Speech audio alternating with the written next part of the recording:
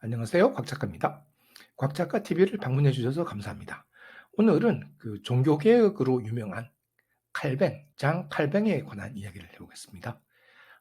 사회학자 중에 에밀 듀르갱이라는 분이 있는데요.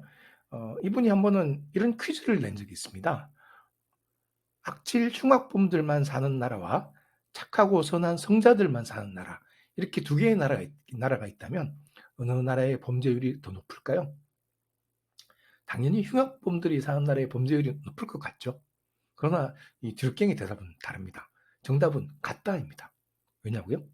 왜냐하면은 그 흉악범만 사는 나라에서는 웬만한 건 범죄로 치지도 않기 때문이죠.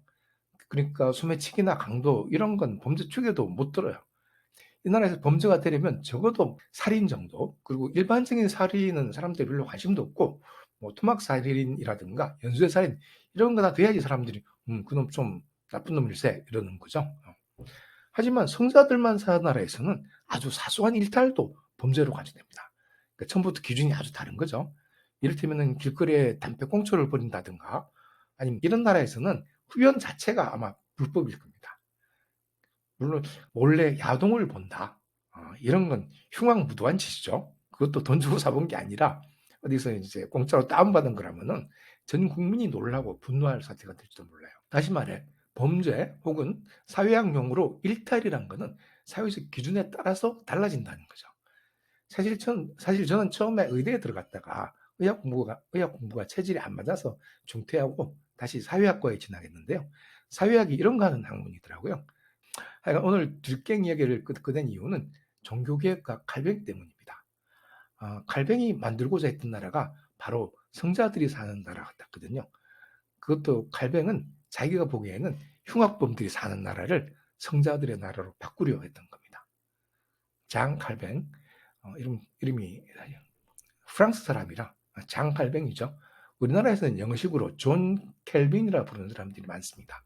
뭐 어느 쪽이든 상관없습니다만은 저는 이제 원어민에 가까운 칼뱅이라고 부르겠습니다. 우리나라 개신교의 주류가 칼뱅주의입니다. 근데 원래 칼뱅주의는 소위 그 지독한 청교도주의, 다시 말해 지독한 금욕주의에 가깝습니다.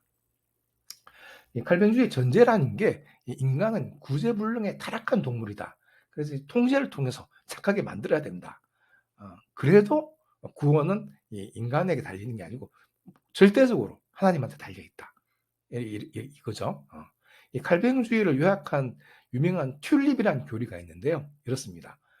T, total depravity, 완전한 타락. U, unconditional election, 무조건적인 선택.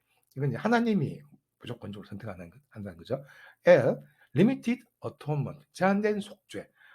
예수 그리스도가 십자가로 대속을 했지만은 인간은 완전히 용서받기에는 죄를 너무 많이 지었다 이거죠. 그러니까 속죄도 제한되어 있다 이거죠. 그리고 I, irresistible grace, 불강력의 은총. 하나님이 은총을 주실 때는 이건 인간이 거부할 수 없다 뭐 이런 거죠. 마지막으로 perseverance of the saint. 우리말로 보통 성도의 견인이라고 번역하는데요. 이렇게 말하면 좀 알아먹기가 힘들어요. 그러니까 믿는 이가 persevere, 잘 견딘다, 오래 잘 버틴다 그런 건데 아무리 이제 난관이나 뭐 유혹이나 뭐 그런 게 있어도 믿는 자는 진짜로 믿는 자는 그 이제 안 넘어가고 잘 버틴다 이겁니다. 그러니까 하나님이 그 정도의 힘을 주신다 이거죠. 이렇게 해서 튤립입니다. 이게 이제 칼뱅의 교리를 무대 사람들이 요약한 내용입니다.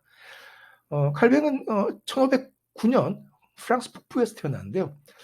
이 대학 다닐 때부터 이제 마르틴 루터의 저술을 읽고 상당히 공감했다고 합니다. 그래서 가톨릭은 좀 이상하다. 뭔가 좀 바꿔야 된다. 이렇게 생각해서 연구한 끝에 아주 젊은 나이에 1536년에 27살쯤이죠. 이때 기독교 강요라는 책을 쓰는데요. 이걸로 굉장히 유명해집니다. 그리고 보면 뭐 거의 기독교에 관한 모든 것을 다 써놨어요. 그리고 굉장히 두꺼워요. 저 개인적으로 읽느라고 상당히 혼났습니다. 근데 내용은 사실 좀 고리타분합니다. 음. 근데 당시 이제 카톨릭이 워낙 타락에 있다 보니까 원칙대로 하자 뭐 그런 내용이라 반응이 굉장히 좋았습니다. 이를테면 성서에는 하나님의 형상을 만들지 말라고 되어 있다. 근데 왜 우리는 잔뜩 만드냐? 원칙적으로 이런 건 잘못이다 이런 거 뭐 그런 거죠. 그리고 당연히 이제 뭐 구원 예정설 등 이렇게 칼뱅 유명한 교리들도 다 들어가 있죠. 근데 마침 인제 근데 이 내용이 이제 가톨릭을 비판하는 거다 보니까 이를테면 가톨릭에서 하는 그 성사 있잖아요. "이것은 그리스도의 살이고 피니 하면서 포도주와 이 과자를 먹이고" 이런 것들을 다 엉터리다 이런 식으로 이제 이야기를 하거든요. 그래서 이제 가톨릭계에서는 칼뱅을 가만두기가 좀 어렵죠. 그래서 이단이라고 선언하고 뭐 잡으러 가니까 이제 도망을 쳐야죠. 도망을 쳤습니다. 근데 인제 당시 제네바가 마침 독립시가 되었어요. 그래서 이 제네바 시의원들이 우리 시를 이제 도덕적으로 이끌어줄 뭐 지도자가 필요하다. 마침 기독교 강요로 유명해진 칼뱅을 초빙하면 어떻겠느냐 이런 얘기가 나와서 칼뱅을 초빙을 했습니다. 그래서, 그래서 칼뱅은 상당히 까다로운 조건을 내세우고 요청을 수락했는데요. 그러니까 실제로 자기가 제네바시의 도덕적인 관리를 맡을 수 있어야 한다. 그 정도 권한을 달라 이런 거죠. 그래서 시에서는 뭐 당연히 드려야죠 이러면서 이제 그래서 사실상 칼뱅이 제네바의 지배자가 됩니다. 근데 문제는 이제 칼뱅이 소위 피도 눈물도 없는 냉혹한 이념가였다는 사실입니다. 세상에 그 드물게 그런 사람들이 있죠. 메마른 이념의 화신 같은 사람들. 칼뱅 보면 초상화를 봐도 좀 그런 느낌이 들어요. 배쩍 마르고 아주 인간미라고는 좀 전혀 없는 그런 느낌이 들어요. 사실 기독교 강요란 책도 읽어보면은 지독한 기독교 근본주의를 담은 책입니다.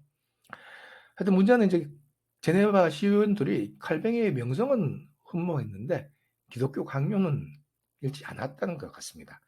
하여간 기독교 근본주의자 칼뱅이 보기에 인간의 모든 사소한 욕망도 타락의 상징이었습니다.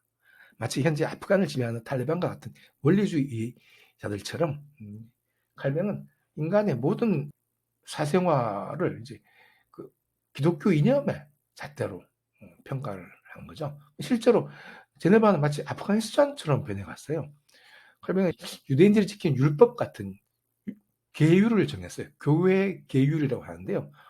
이 계율을 적용하기 위해서 제네바 시에 종교국이라는 걸 설치했어요. 처음부터 이제 교회 분위기부터 바꿨습니다. 아까 말했죠. 이렇게 성경에는 형상을 만들면 안 된다고 되어 있다고요. 그래서 이제 교회 안에 있는 형상들을 일단 제거하기 시작했어요. 예수님 형상, 뭐 마리아 형상 등등 다 없앤 거죠. 게다가 이제 사치를 하면 안 되거든요. 그래서 교회 안에 있는 사치스러운 장식들을 모두 다 제거했어요. 뭐 웬만한 그림들 그 이제 예배 볼 때는 음악 같은 것도 사치니까 음악 같은 연주 안 합니다. 예배뿐 아니고 이제 사치를 제거해야 되기 때문에 축제를 일단 다 또 폐지합니다. 폐지. 부활절이라든가 성탄절이라든가 원래 하던 축제가 있었거든요. 그럼 일단 다 폐지합니다. 그리고 성자들의 축일도 당연히 이제 옛날에 다 기념하고 이제 뭐 잔치도 하고 뭐 그랬는데 이제 다 폐지하는 거죠. 사실상 인간을 기쁘게 하고 영혼에게 위안을 주는 모든 게 칼뱅이 보기에는 신앙을 좀 먹는 쓸데없는 사치였던 겁니다. 특히나 이제 죄 많은 인간은 이 세상의 즐거움을 누릴 자격이 없는 겁니다. 칼뱅은 자기도 물론 그 죄 많은 인간에 포함시켰는데요.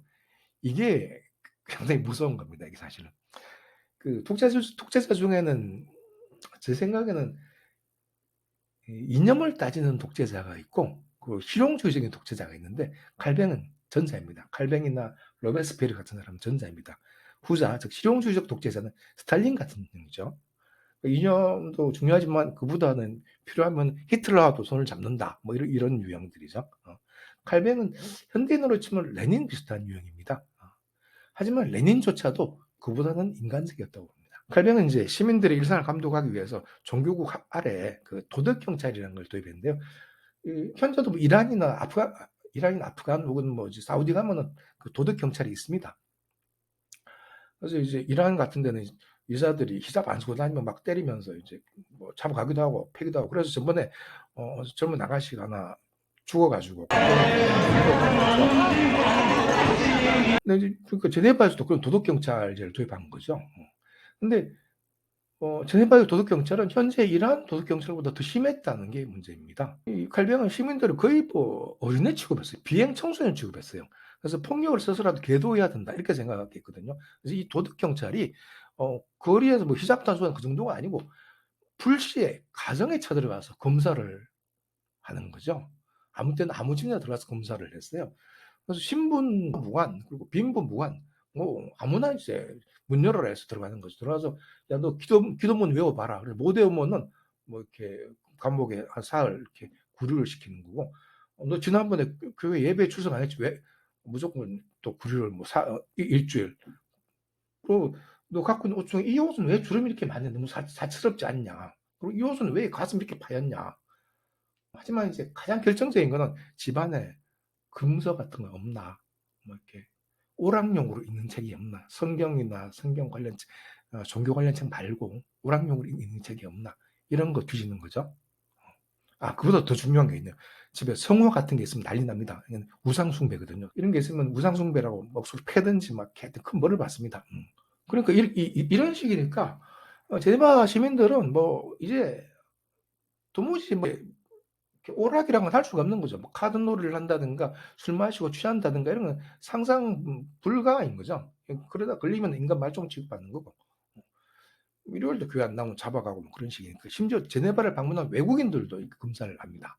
사실상 뭐 일상생활 전체가 금지의 향연이었다고 봐도 과언이 아닙니다. 아 그리고 연애 당연히 연애는 못합니다. 연애는 금지입니다. 혼외 교제는 일체 금지가 됐습니다. 칼뱅은 젊은 사람들이 재미 보는 걸 눈뜨고 봐주지를 못하는 사람이었어요. 연애도 금지하고 연극이나 축제, 춤, 스포츠 다 금지. 뭐 사치술은 요리, 술 금지예요. 주중에는 일하고 주말에는 교회 나가고 교회는 아무것도 못하는 거죠. 그래도 시킨 대로 안 하는 사람도 있거든요. 그래서 여러 가지로 벌을 줬는데요. 뭐 감옥에 일시적으로 구류하는 것부터 해서 뭐 이렇게 매질을 하는 것도 있었고, 고문도 하고 했는데 뭐 심한 경우는 당연히 사형도 시켰습니다. 스테판 추바이크의 저서에 따르면은 칼뱅이 집권한 첫 5년 동안 교수형 시킨 사람만 13명, 그리고 단두대형 10명, 화형이 35명, 그리고 추방시킨 사람이 76명입니다. 이 당시 제네바 인구가 한 10,000명 정도 됐거든요. 그러니까 카형당한 사람이 5년 동안 58명인 거죠. 추방은 76명이고 인구 10,000명에 5년 동안 사형이 58명입니다. 그러면은 고문당한 사람 그리고 그냥 감옥에 그냥 가진 사람은 또 얼마나 많겠습니까? 나중에 감방이 가득 차서 수용이 불가능하다. 그럴 정도였어요. 그리고 고문이 일상화되니까 고문이 굉장히 고통스럽잖아요. 그래서 고문을 받기 싫어서 자살하는 사람도 있었다고 합니다. 그 소설가 중 유명한 소설가 중에 발자크가 있죠. 발자크에 따르면은 칼뱅 때가 그 프랑스 혁명 때보다 더 잔혹했다고 하죠. 이를테면 이제 어떤 식이냐, 어떤 게 범죄로 간주되었느냐. 이를테면 세례식을 하는데 누가 이렇게 빵 걷다 웃었다. 이건 3일 동안 구류를 줍니다. 설교 시간에 졸았다. 이거 당연히 감옥에 가는 거고요. 주사위 놀이를 했다. 이것도 당연히 감옥에 가는 겁니다. 농부들이 예배 끝나고 자기들끼리 사업 이야기를 좀 했다. 감방에 갑니다. 이 거룩한 예배 시간에 무슨 짓이냐 이런 거죠. 길거리에서 노래를 했습니다. 그러면 추방입니다. 선원 두 사람이 싸움 문질을 했습니다. 이거 사형입니다. 사형. 그리고 제일 나쁜 게 있죠. 칼뱅의 주장에 반론을 제기했다. 이건 화형입니다. 화형. 칼뱅을 욕했다. 이것도 물론 화형이죠. 그래서 이제 몇 년 만에 제네바는 유령 도시처럼 변했어요. 16세기 제네바는 그렇게 우울하게 살았습니다. 칼뱅 집권 기간 중에 일어난 사건 중에 가장 유명한 건 사실은 그 세르베투스 사건이라는 게 있는데요. 이제 사실 16세기면은 스페인 같은 가톨릭 국가에서는 아직도 이제 종교 재판을 하고 그리고 뭐 이단자를 화형시키고 있었어요. 뭐 마녀 사냥도 하고 그랬죠. 근데 이제 그런 게 나쁘다고 해서 나온 게 개신교거든요. 루터나 칼뱅 같은 사람들이 개신교를 대표하는 사람 아닙니까? 루터나 칼뱅 같은 사람들이 만약 스페인에 있었으면 이단자라고 화형당했겠죠. 근데 이제 다행히 이제 자기 의견에 맞는 나라를 찾아가지고 겨우겨우 살아났고 그리고 운 좋게 칼뱅은 권력도 누리게 된 거죠. 근데 어떤 사건이 일어나요. 바로 미카엘 세르베투스라는 인물 때문에 일어난 사건인데요. 이 세르베투스라는 사람은 스페인 아라곤 왕국에서 태어난 사람인데요. 이 사람은 그냥 똑똑해서 법학도 공부하고 의학도 공부하고 뭐 그랬던 사람이에요. 그래서 법학도일 때 삼위일체론을 연구하다 보니까 아무도 이건 아닌 것 같다. 그래서 1531년에 하나님은 삼위가 아니다. 일단 삼위일체는 이렇게 엉터리다 이런 주장을 하기 시작해요. 그래서 삼위일체론의 오류라는 책을 이제 발매하는데 이 때문에 당연히 스페인이니까 이단자로 몰려가지고 과형당할 위기에 처하죠. 그래서 이 친구는 똘똘한 사람이니까 바로 달아납니다. 예. 프랑스로 달아나는데 프랑스에서 의사생활을 하면서 그냥 계속 살아요. 그러다가 정체가 탈로 나가지고 어떻게 또 잡혀가요. 잡혀가는데 이제 탈옥해서 제네바로 튑니다. 제네바 이제 개신교 도시니까 당연히 안전할 거라고 생각한 거죠. 아마도. 그런데 갈뱅이 세르베토스를 체포해요. 뭐 법적으로만 보면 이제 세르베토스는 제네바 사람이 아니기 때문에 추방당한 게 맞거든요. 근데 주변 국가들이 가톨릭 국가를 비롯해서 좀 뭐랄까 근본주의자들이 있던 나라들이 이 제네바에 압력을 넣는데 칼뱅이 그에 굴복합니다. 그래서 화형을 시켜요. 1553년 10월 27일 세르베투스는 제네바 근교에서 자기 책점 위에서 화형을 당하는데요. 나중에 볼테르는 이걸 가리켜서 이 사건을 가리켜서 개신교에서 일어난 최초의 종교적 살인이라고 그렇게 표현합니다. 사실 이제 이 당시만 보면은 이단자 개념이 개신교에 안 맞았죠. 개신교가 원래 종교적 해석의 자유를 주장하면서 이단으로 주장한 거니까요. 근데 이 세르베투스를 화형시키면서 개신교도 가톨릭처럼 신정 정치를 하는구나라는 인상을 주게 된 거죠. 칼뱅은 자기도 이게 좀 찜찜했는지 이 사건 때문에 칼뱅을 비판한 사람들도 다 나중에 감옥에 집어넣어요. 그렇습니다. 그래서 제네바는 계속 뭐 이렇게 살았던 거죠. 다행히 칼뱅이 제네바 외에 다른 유럽 도시처럼 제네바처럼 변하지는 않았습니다. 그리고 제네바도 칼뱅이 죽고 난 다음에 서서히 이제 정상으로 돌아왔어요. 뭐 이런 이야기입니다. 우리나라 교회가 이제 칼뱅을 굉장히 중요한 이론가로 어떤 사람들은 생각하고 그리고 이제 칼뱅의 후예라고 생각하는 교회도 많고 해서 칼뱅이 무조건 좋은 사람이라고 생각하는 사람도 많은데 꼭 그렇지만 않다는 것을 좀 알려드리고 싶어서 오늘 이런 이야기를 준비했습니다. 여기까지 봐주셔서 감사합니다. 재밌게 보셨으면 구독과 좋아요 부탁드립니다. 감사합니다.